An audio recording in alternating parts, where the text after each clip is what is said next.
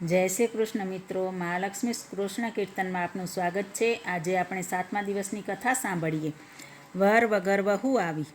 એક ગામમાં સુખી સાધન સંપન્ન ભોળા બ્રાહ્મણ અને બ્રાહ્મણી રહે।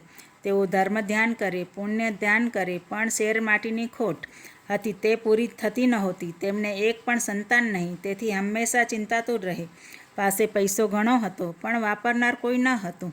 તેઓ દરરોજ પ્રભુને પ્રાર્થના કરતા કે હે પ્રભુ, અમે એવા તે શું પાપ કર્યા છે કે અમે વાંઝ્યા રહ્યા છીએ, માટે અમારી મનોકામના પૂરી કર।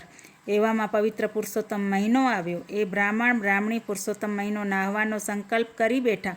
ગામના સ્ત્રી પુરુષો નાહવા જવા લાગ્યા। સૌના મોઢે પુરુષોત્તમ પ્રભુનું નામ હતું। બ્રાહ્મણ બ્રાહ્મણીઓ પણ પુરુષોત્તમ માસ નાહવાનો, પુરુષોત્તમ પ્રભુના ગુણગાન ગાવાનો સંકલ્પ કર્યો હતો। પણ આખો મહિનો ઉપવાસ એકટાણા કરવા પડે, ભોય પથારીએ સૂવું પડે, સવારે વહેલા નદીએ નાહવા જવું પડે, તે જરા વસમું લાગે તેવું હતું। ધર્મના કામમાં ઢીલ હોય નહીં, આથી બંને અવસ્થાવાન હોવા છતાં રોજ વહેલા નદીએ નાહવા જાય અને ઘેર આવી ભક્તિ કર્યા પછી એકટાણું કરવા બેસે।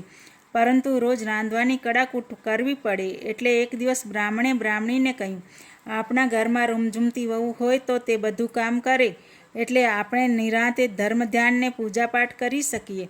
બ્રાહ્મણી કહે, તો પછી રાહ કોની જોવાની છે? તમે ગમે ત્યાંથી સાણી અને રૂપાળી વહુ લઈ આવો। બ્રાહ્મણ બોલ્યા, તું એ કેવી પાયા વગરની વાત કરે છે? દીકરો ક્યાં છે કે વહુ લાવીએ? બ્રાહ્મણી કહે, એ હું કાંઈ ન સમજું, ગમે તેમ કરો, પણ ઘરમાં રૂમઝૂમતી વહુ લઈ આવો। બ્રાહ્મણ મૂંઝાયો, એટલે બ્રાહ્મણીએ કહ્યું, જુઓ, તમે કન્યાની તપાસ કરવા નીકળી પડો, અને જ્યાં તમને સાણી સદગુણી કન્યા દેખાય ત્યાં દીકરાના વિવાહની વાત કરવાની। જો કન્યાવાળા કદાચ મૂર્તિઓ જોવા માંગે તો હિંમતથી કહેવાનું કે મારો દીકરો શાસ્ત્રો ભણવા કાશી ગયો છે, તે 1 મહિનામાં આવી પહોંચશે, તો અત્યારે વિવાહ લગ્ન સાથે નક્કી કરીને તેની પાઘડી સાથે 3 ફેરા ફેરવો, બાકી રહેલો 4થો ફેરો એના આવ્યા પછી ફેરવીશું। બ્રાહ્મણ તો બીજે દિવસે સવારના ખભે ખડીઓ ભરાવીને પુત્રવધૂની શોધમાં નીકળી પડ્યો।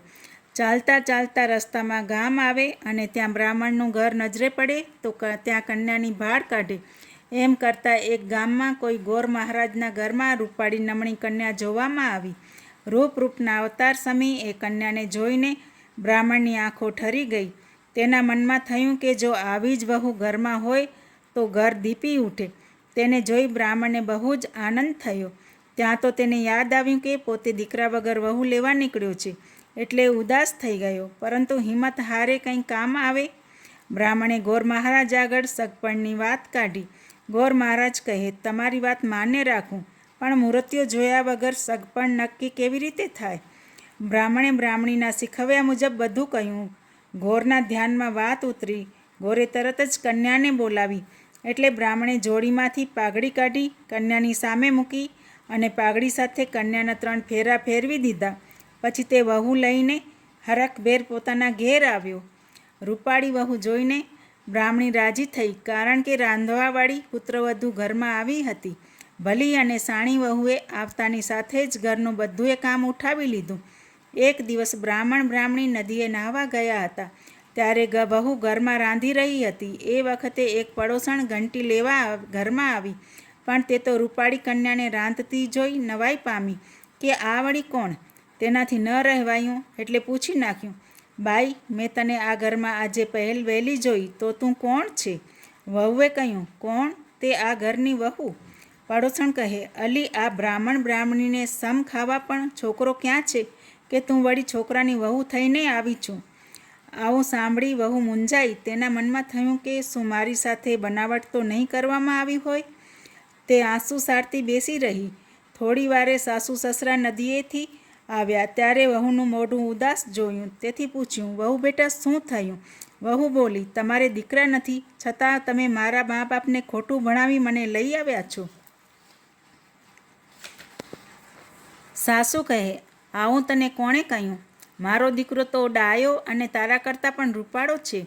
વહુએ કહ્યું, આ તો થોડી વાર પહેલાં પડોસણ ઘંટી લેવા આવી હતી, તેણે કહ્યું કે આ લોકો તો વાંઝ્યા છે। સાસુએ વહુને આશ્વાસન આપતા કહ્યું, અદેખા લોકો ગમે તે બોલે, આવડું મોટું 7 ઓરડાવાળું ઘર છોકરા વગર દીપે ખરું? એમ કહી સાસુએ ચાવીનો જુડો વહુના હાથમાં આપતા કહ્યું, વહુ બેટા, આમાં 7 ઓરડાની તાળાની ચાવીઓ છે, તેમાં બધું એ ભરેલું છે, પરંતુ ધ્યાન એટલું રાખજો કે 7મો ઓરડો ભૂલે ચૂકે ઉઘાડતા નહીં. 6 ઓરડા તમે ખુશીથી ઉઘાડજો. સાસુની વાત ઉપર વહુને કંઈક વિશ્વાસ બેઠો. બીજે દિવસે સવારના સાસુ સસરા નદીએ નાહવા ગયા એટલે વહુએ જવડામાંથી ચાવીઓ વડે એક પછી એક કરતાં 6 ઓરડા ઉઘાડ્યા. જોયું તો દરેકમાં વિપુલ સામગ્રી ભરેલી હતી. અનાજ, વસ્ત્રો, વાસણો, સોનાની લગડીઓ, ચાંદીની પાટો, સુગંધિત દ્રવ્યો અને ઝવેરાત બધું એ હતું. આ બધું 6 ઓરડામાં જોઈ વહુએ હળવેથી 7મો ઓરડો ઉઘાડ્યો તો અંદર પ્રકાશમાં એક પ્રભાવશાળી પુરુષ પોથી વાંચી રહ્યો હતો. તેણે પીળું પિતાંબર પહેરેલું હતું. બારણું ઉઘડેલું જોઈને પુરુષે કહ્યું, અરે કમાડ વાસી દો, ખબર નથી પડતી કે હું એકાંતમાં શાસ્ત્ર ભણી રહ્યો છું. હમણાં ઓરડો બંધ કરો. આ પુરુષોત્તમ માસ પૂરો થશે ત્યારે આપણે ચોથો ફેરો ફરીશું. વહુએ હરખભેર કમાડ વાંસી દીધા અને 7 ઓરડાને તાળા લગાવી પોતે ઠાવકી થઈને બેસી ગઈ. જ્યારે નદીએથી સાસુ સસરા આવ્યા ત્યારે તેમની ખૂબ જ સેવા ચાકરી કરી, પણ પોતે 7 ઓરડા ઉઘાડેલા તે વાત કરી નહીં.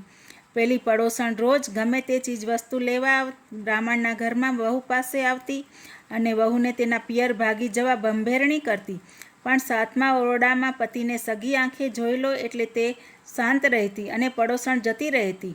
થોડા દિવસ પછી પુરુષોત્તમ માસની પૂર્ણાહુતિ થઈ એટલે વહુએ સાસુ સસરાને નમન કરીને કહ્યું, મારે હજુ ચોથો ફેરો ફરવાનો બાકી છે, માટે અહીંયા ચોરી રચાવો ને મંગળ ગીત ગવડાવો.